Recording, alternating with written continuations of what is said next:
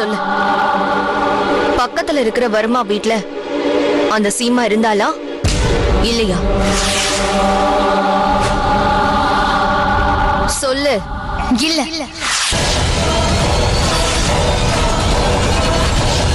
அவ என்கிட்ட நல்லா மாட்டிக்கிட்டா. அவ அங்கதான் இருந்தா, ஆனா அவங்க வீட்ல இல்ல.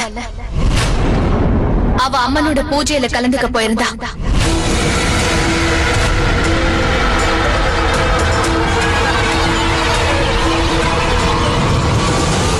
இந்த வாட்டி உங்களோட அருளால தானே தப்பிச்சிருக்கேன் தாயே. ரொம்ப நன்றி அம்மா.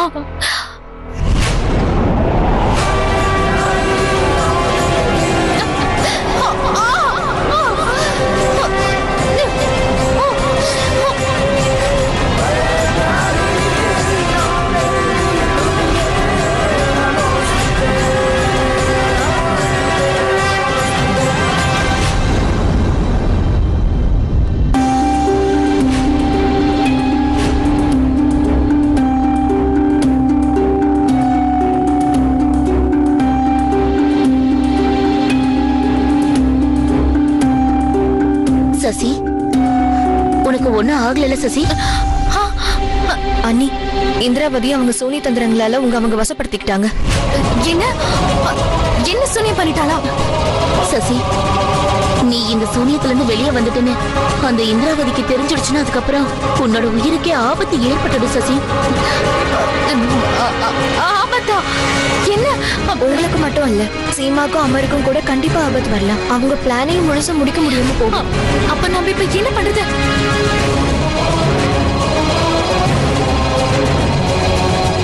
என்கிட்ட ஒரு ஐடியா இருக்கு. நான் ஒண்ணு பண்றேன். இன்னும் நான் இந்திராவதி கிட்ட போய் அவளோட வசத்துல இருக்கிற மாதிரி நான் அவளை ஏமாத்தி நடிச்சுடுறேன். என்ன? இது நல்ல யோசனைதான்.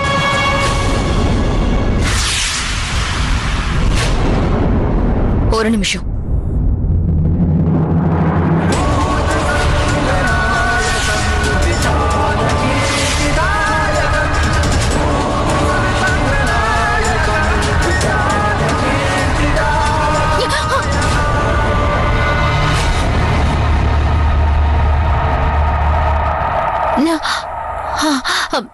நீங்க இருந்து போகலாம்.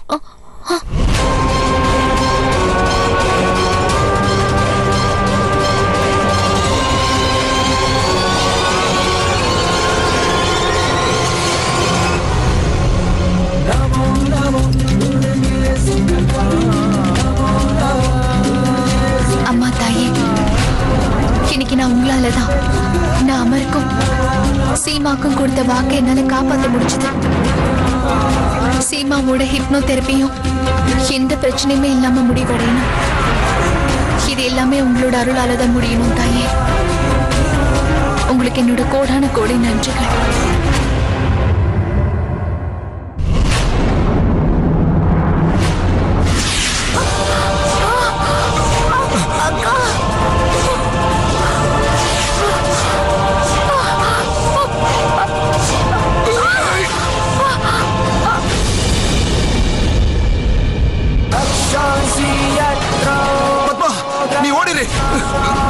சீக்கிரமா போய் ஜமீன்தார் ஐயா கிட்ட உண்மையை சொல்லிடு. சீக்கிரமா போ. உங்களை இந்த மாதிரி நிலைமையில விட்டுட்டு என்னால ஓட முடியாது. என்ன பத்தி கவலைப்படாதம்மா. நீ இங்கிருந்து உடனே போய் உன்னோட உயிரையும் ஜமீன்தாரோட உயிரையும் காப்பாத்திக்கப்பா. நீயும் ஜமீன்தார் ஐயாவும் தப்பிச்சாதான் இந்த நாடே தப்பிக்கும். இல்லன்னா இந்த சூனியக்காரி இந்த நாட்டையே அழிச்சிருவாமா. என் மேல சத்தியம், நீ இங்கிருந்து போயிடுமா.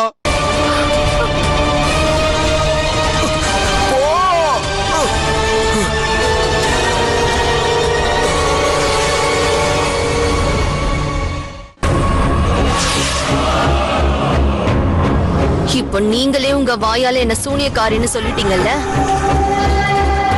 உங்க செல்ல பொண்ணு இனிமே தப்பிக்கவே முடியாது.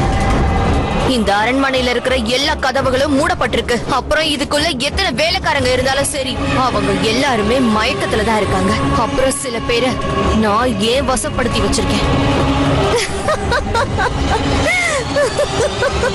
பத்மாவதியை யாரு காப்பாத்த போறா? யாரு? யாராலையும் முடியாது. இன்னைக்கு ஒரு விசேஷமும் நடக்க போகுது. இன்னைக்கு ராத்திரி நடக்க போற அந்த நாச வேலைக்கு அவரும் சாட்சியா இருக்க போறாரு.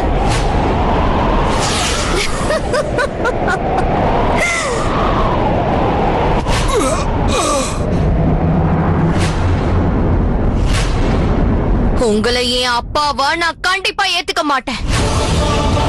ஏன்னா எப்பவுமே நீங்க எனக்கு மூத்த பொண்ணுக்கான மரியாதைய கொடுக்கவே இல்லை. எப்பவுமே நீங்க என்ன எதிரி மாதிரி தான் பார்த்திருக்கீங்க. என்னோட உரிமைகள் எல்லாத்தையும் பறிச்சு பத்மாவதி கிட்ட கொடுத்துட்டீங்க. ஏன்னா உங்களை பொறுத்த வரைக்கும் எப்பவுமே அவதான் உங்களுக்கு பிடிச்ச பொண்ணா இருக்கா. அதோட உங்களோட செல்ல பொண்ணு அவதான்.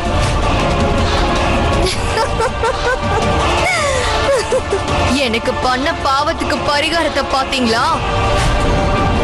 உங்க கடைசி மூச்சு போகும்போது உங்களோட பெருமையான உங்க செல்லமான சின்ன பொண்ணு இப்போ உங்களை விட்டுட்டு ஓடி போயிட்டா. ஆனா உங்களுக்கு கொஞ்சம் கூட பிடிக்காத உங்க பெரிய பொண்ணு உங்க பக்கத்துல தான் நின்னுகிட்டு இருக்க. உங்களை நல்லபடியா அனுப்பி வைக்கதான். இப்போ சந்தோஷமா உங்களுக்கு?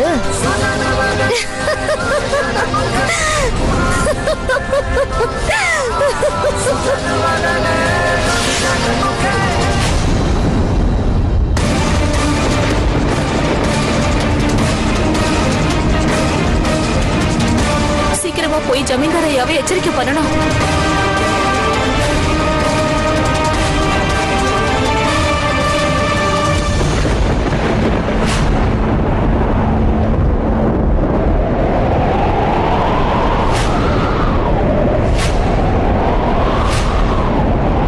எல்லாமே இதோட முடிஞ்சது.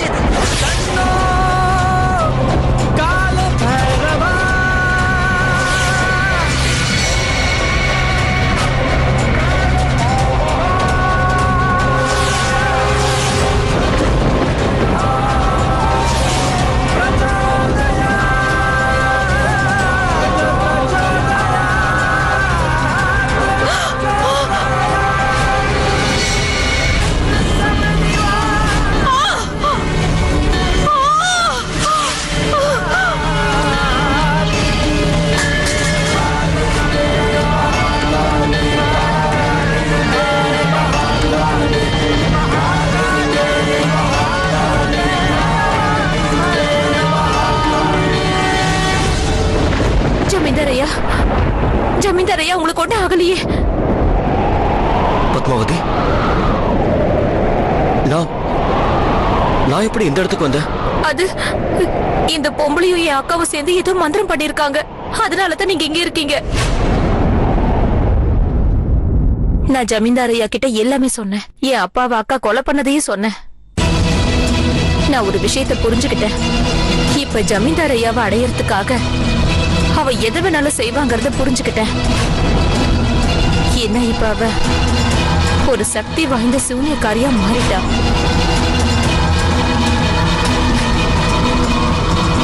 இந்திராவதி சூன்யக்காரியா மாறிட்டாளா? ஆமா, இப்ப அவ எல்லாரையும் அழிக்கணுங்கிற எண்ணத்தோட இங்க வந்துட்டு இருக்கா. அவளுக்கு எந்த திமிரு? அவளை நான் சும்மா விட போறதில்ல. வேண்டாம் ஜமீன்தார் ஐயா, இப்ப நீங்க அவளை எதுவும் பண்ண வேண்டாம்.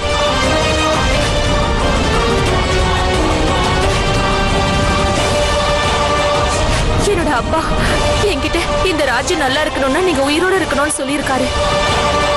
அதனால நீங்க எங்கேயும் போக கூடாது. ஜமீன்தார் ஐயா, நாம இந்த நிமிஷம் இங்க இருந்து வெளியே போறதுதான் நல்லது. எப்படியாவது போயாகணும்.